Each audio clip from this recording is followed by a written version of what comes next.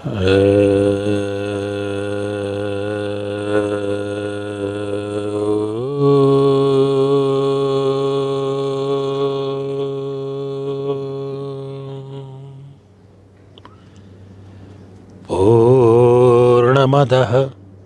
पूर्णमिदं पूर्णात् पूर्णमुदच्यते पूर्णस्य पूर्णमादाय पूर्णमेवावशिष्यते। ओम शांतिः शांतिः शांतिः। आचार्य जी प्रणाम। आचार्य जी, हम संसार में रहते हैं, परिवार, व्यवसाय और सभी जिम्मेदारियां निभाते हैं, भौतिक साधनों के बीच गुजारा करते हैं। कि जो लोग अध्यात्म में रुचि रखते हैं या अध्यात्म के पथ पर आगे बढ़ चुके हैं, ऐसे जिज्ञासुओं को भोग से दूर कैसे रहना चाहिए, या भोग करने का जो सही तरीका है वो क्या हो सकता है? कृपया प्रकाश डालें, मार्गदर्शन करें। देखिए, बड़ा ही सुंदर प्रश्न आपने पूछा है।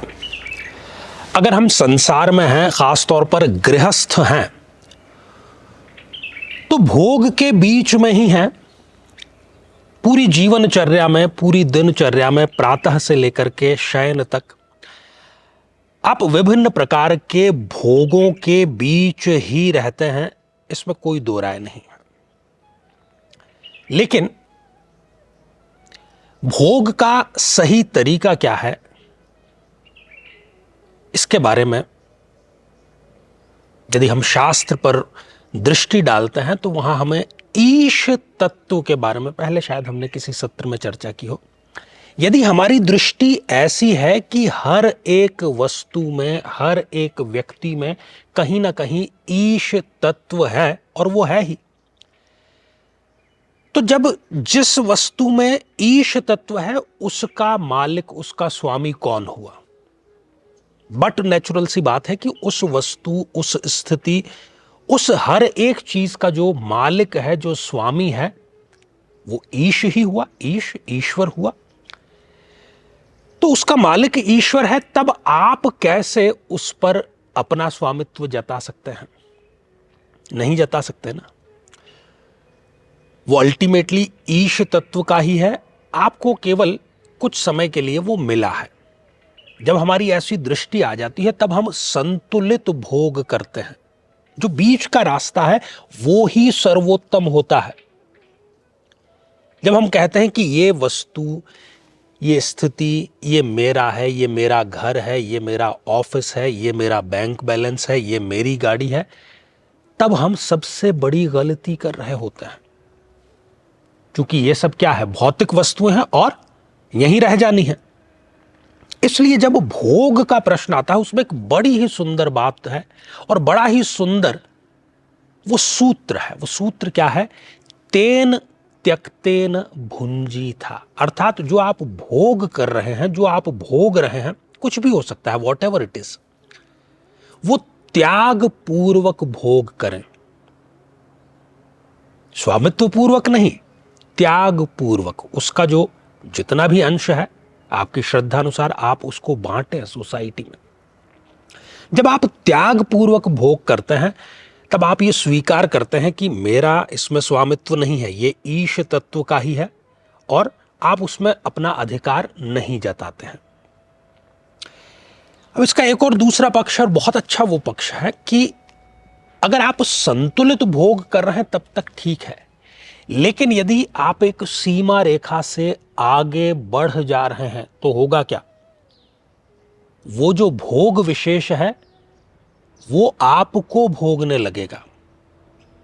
हम आमतौर पर नशे की बात करते हैं। एक समय तक व्यक्ति शराब का सेवन करता रहता है, लेकिन वो एक सीमा रेखा यदि लांघ जाए तो फिर वो जो शराब है या किसी भी प्रकार का नशा है, वो नशा उस व्यक्ति का सेवन करने लगता है, उसके लीवर का सेवन कर लेता है, उसकी रोग प्रतिरोधक क्षमता का, उसकी एज का सेवन करने लगता है ना।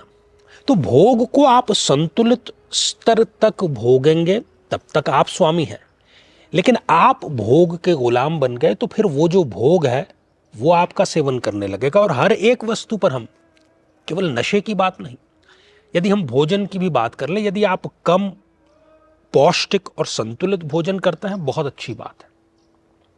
लेकिन आप आवश्यकता से अधिक भोग रहे हैं, आपको लग रहा है मैं भोग रहा हूं, लेकिन फिर क्या होगा, वही भोजन, वही अतिरिक्त भोजन आपके शरीर का भोग करने लगेगा, आपके आंतों का, आपके पाचन तंत्र का, कुल मिलाकर के आपके शरीर का वो भोग करने लगेगा। और जैसा मैंने अभी कहा कि हर एक भोग पर हम इसको अप्लाई कर सकते हैं। हम वासना की बात करते हैं, आप किसी के शरीर का भोग कर रहे हैं, लेकिन उचित क्या है कि केवल संतान उत्पत्ति तक ही आपको इसको सीमित करना चाहिए।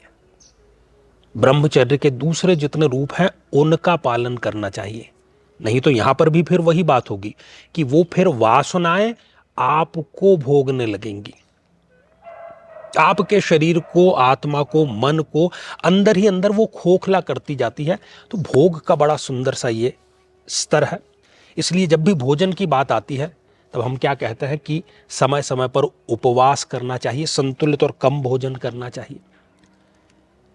कुछ डॉक्टर भी, शराब की जब बात होती है तो वो कहते हैं कि एक पैग आप लगाइए, हालांकि मैं उसके भी पक्ष में नहीं हूं, लेकिन तो वो कहीं ना कहीं यही संदेश, यही मैसेज आपको दे रहे हैं कि आप संतुलित हैं, अपनी सीमा में हैं, तब तक ठीक है।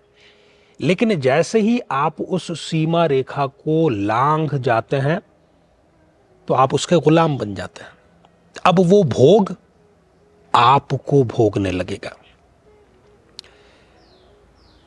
हमारा प्रयास क्या है? हमारा इस आत्म साधना शक्ति केंद्र में प्रयास है कि हम अपनी न केवल दिनचर्या बल्कि जीवनचर्या को कैसे ऐसे संतुलित करें कि बार बार हमें प्रश्नों के तलाश के लिए बाहर ना भटकना पड़े। कितना भोग करना है, कम करना है, कैसे करना है। जब आप योग के माध्यम से, प्राणायाम के माध्यम से, ध्यान के माध्यम से, कुछ नियमों के माध्यम से अपने आप को संतुलित कर लेते हैं, समझा लेते हैं, तब, क्योंकि हर एक व्यक्ति अपने आप में एक अलग इकाई, एक अलग यूनिट है।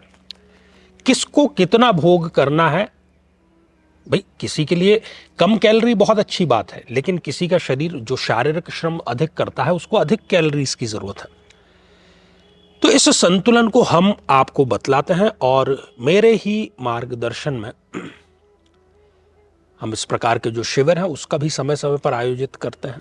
स्वाध्याय पर हमारा जोर है, आत्म साधना शक्ति पर हमारा जोर है। जब अंदर से हमारे प्रकाश प्रज्वलित होगा तो बाहर के जितने ये वासनाओं के, अंधकार के, दुर्गुणों के जितने प्रभाव हैं वो धीरे धीरे दूर होते चले जाते हैं।